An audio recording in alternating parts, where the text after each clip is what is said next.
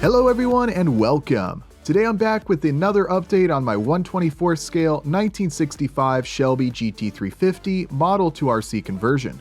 This project has certainly taken some time, but the scale look of this car as a result makes it worth the effort. Utilizing the model kit's chassis piece and including the full interior tub are really going to give the finished car an awesome appearance. I've been documenting this project in detail here on this channel, as well as posting all of the STL files for these custom 3D printed RC components over on our Patreon page. It's my hope that anyone wanting to do a similar project can achieve the same result that I have here. If you'd like to catch up on this project, you'll find a link to the playlist for this build below in the description. A link to our Patreon page with STL files and more details on this project is also provided below as well. But with that introduction out of the way, let's dive back into this project.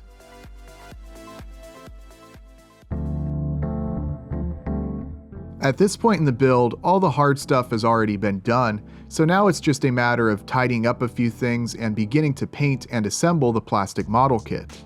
I did a few things off camera, including zip tying the wires to clean things up a bit under the hood and make sure that they don't get tangled up in the wheels or suspension.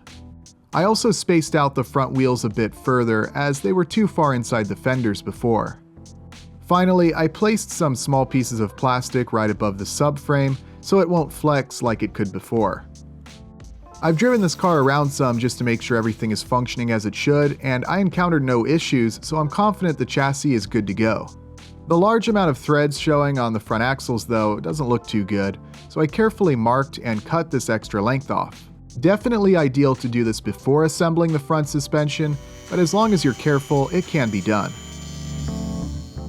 It looks way better with those axles cut shorter.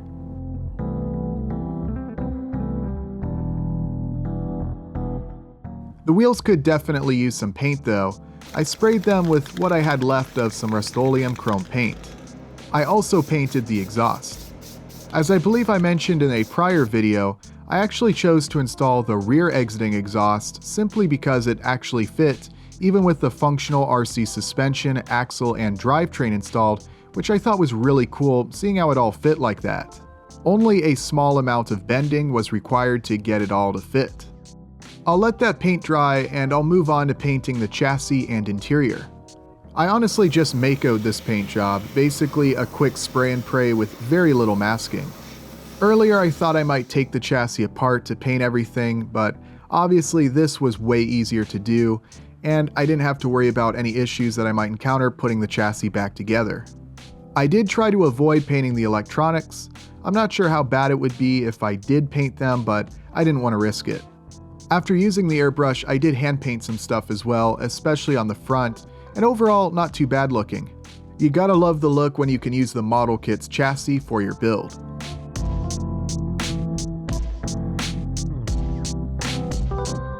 Going back over to the parts I painted earlier, I added a little detail to both the wheels and the exhaust.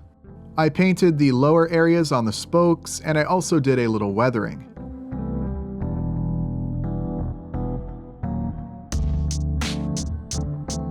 I got the exhaust glued in, which was a little bit of a pain as it can't quite sit normally to clear the axle. What I had to do was push the mufflers out while the glue dried so they don't rub against the axle when the suspension moves. I experimented a bit with some subtle weathering on the undercarriage. I didn't want anything too crazy, just some scratches and a little dirt and grime. It turned out looking pretty good. I'll definitely continue to experiment with weathering in the future. With the bottom of the car finished up, I decided to move on to the interior. This is probably the first build I've done on this channel where absolutely no cutting or modifications of any kind is needed to make the interior fit, so that makes putting this one together very easy. I still took my time to do any sanding and remove some imperfections prior to painting each of the interior parts. The seats especially required a bit of sanding. The instrument cluster in this kit is chrome, which looks good just using a black marker and wiping away the raised areas as I did here.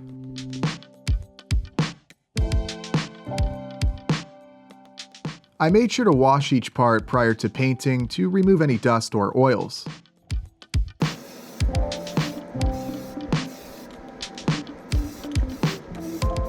This kind of detail work isn't really my forte, but I did try to add some to the interior tub, and I did a bit of subtle weathering in a few spots as well. After all the parts had dried, I installed each of them in the interior.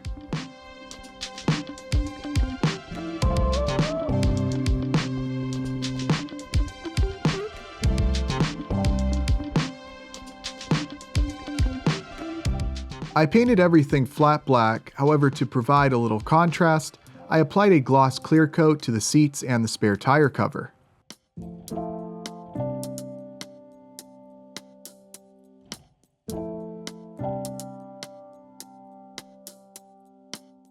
After installing the wheels, we can get a good look at what's been accomplished so far.